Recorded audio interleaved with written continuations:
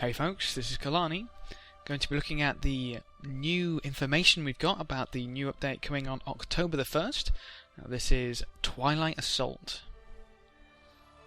Yeah. Okay, so a few interesting things have basically come together, and we're heading back to Twilight Arbor. Rumours have been gathering, whispers of a menace in the shadows. Trouble is stirring in Twilight Arbor. We've got a video.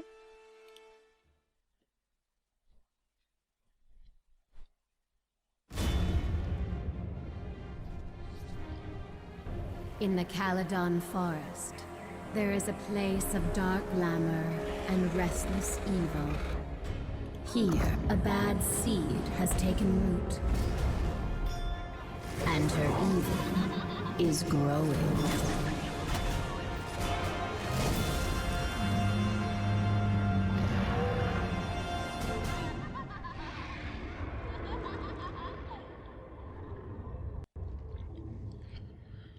So that sounds pretty characteristic, rather, of Scarlet. Now, remember that Scarlet had a lot of visions to do with the pale tree and kind of becoming a thorn of the pale tree. So she may be like trying to grow her own pale tree, which could be interesting, but I'm not entirely sure where this one's going to go. You saw the Molten Alliance once again, and you saw Etherblades, although kind of more to do with, it's like the mini Fireblaze, I think, was there, which is kind of interesting, because remember that we're getting those as fractals, so that might hint towards that, but we don't have anything about that in the details below. So all we know so far is that we have a new Twilight Arbor. Basically, we have a new path in Twilight Arbor, and it's apparently going to be level 80. But let's have a read through the notes. So, Twilight Assault. Lion Guard intelligence reports have been pouring in regarding suspicious activities in the Twilight Arbor. Nightmare courtiers are still pursuing their dark agenda, but now it seems like Scarlet is hatching some new plot as well. The Sylvari hero Keith? Keith? I think that sounds right. Is troubled by these rumours and has put out a call for heroes to put a stop to Scarlet's machinations. It'll take a daring group armed with sharpened wits and blades to infiltrate Twilight Arbor and to put a stop to the mischief that's afoot. Now, I don't like the way they say mischief. That makes it sound like another joke. And Scarlet kind of needs to pull out a big bomb type deal instead of the more jokey stuff we got with Clockwork Chaos, because there was a lot of kind of, it's more mischief than she's really trying to harm anything, or that's how it felt anyway. A new level 80 path in Twilight Arbor. Party up with other players and join Keith to work your way into a secret facility. There we go with secret facilities again, hidden deep in the shadows of Twilight Arbor. Take out guards, puzzle your way through tricks and traps, and bring down the monster at the pounding heart of the stronghold. A new boss. Ooh, can't wait. And once again, a developer livestream. Interestingly enough, this one's the day before. So that's going to be another preview, and they may touch on a few things additional to the dungeon, so that may be worth checking out. I want to know how they come up with the dates for them, simply because the previous one, for the patch we're on right now, was actually quite a bit later than when the patch hit, and recently they started doing the live streams a day before, and then they went to the day of release, and then again they kind of pushed it later, and now they're going back to a day before. So I wonder how they're going to work this one. It could be very, very interesting. Rewards, which we always love to hear about. New achievement rewards. Show off your prowess with the new Slick Pack back item. It glows, it gleams, and it lets the whole world know that you bested the dangers of Twilight Assault. You can also earn yourself an adorable miniaturized version of one of the most powerful foes you'll face in your assault on Twilight Arbor. So I'm assuming this is the back piece, which is very cool, very steampunky, very etherized. Although I have heard that basically, oh, that's the staff that comes later, so we don't have a screenshot of the mini? That's disappointing. I wonder what that's going to be. I hear that is for the meta event. You either get the back item or the mini, and you choose, which is kind of annoying.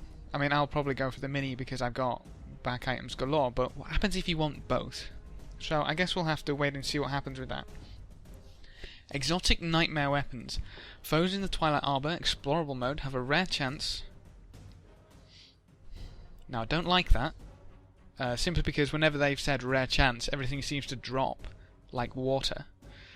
But I guess we'll see. Rare chance to drop a new version of the nightmare weapons. These weapons have a unique name and give off a blue etherized glow. And that's obviously the screenshot which we were looking at before, which does look very nice. My question, as always, is are these tradable?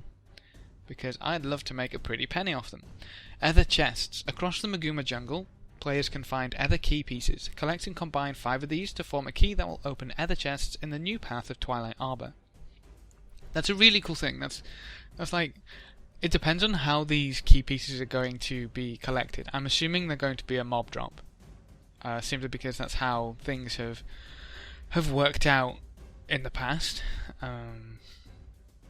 Yeah, that could be really shit or really fun. It depends on, obviously, first and foremost, how many key pieces you require. 5, okay. Now, are these key pieces specific? For example, do I need key piece 1, 2, 3, 4 and 5, or is there just a generic key piece? That's going to be something to watch out for. And again, are these going to be tradable? That's always my question. But that's actually all we've got. Now, I can see the other chests being, that's a really cool addition in my opinion, but only if they actually drop something. Like, if you're gonna get whites and like only whites to greens, shall we say, out of these chests, that's going to be a little bit annoying, especially if these key pieces are relatively difficult to find.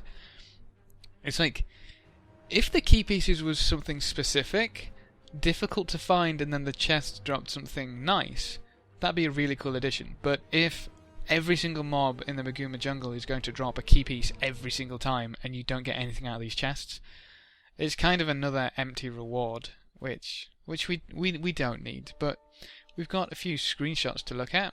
I think there's only the 5 on this page, actually. There's the Fireblaze. I believe it was called Fireblaze. Everybody's rushing somewhere. Or is that World vs. World? That looks like Stone Mist.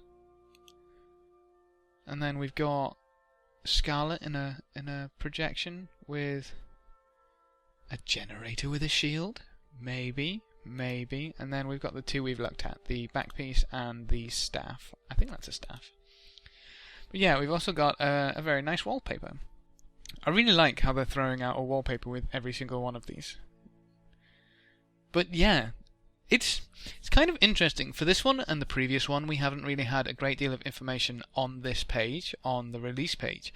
But it's actually been a pretty sizable update, so I'll have to maybe do a video on the actual release patch notes. That may be worth doing, depending on how much extra is included.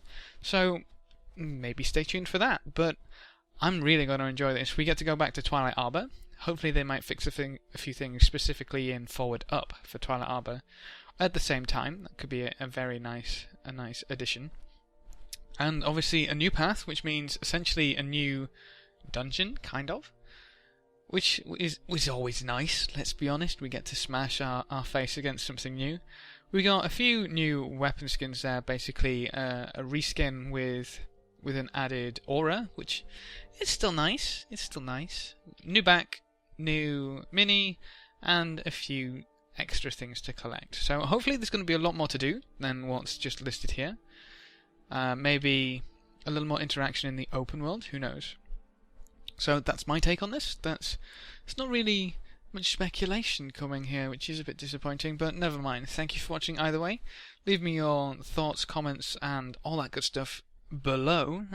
Thank you for watching. Good luck and have fun, and as always, I'll see you next time.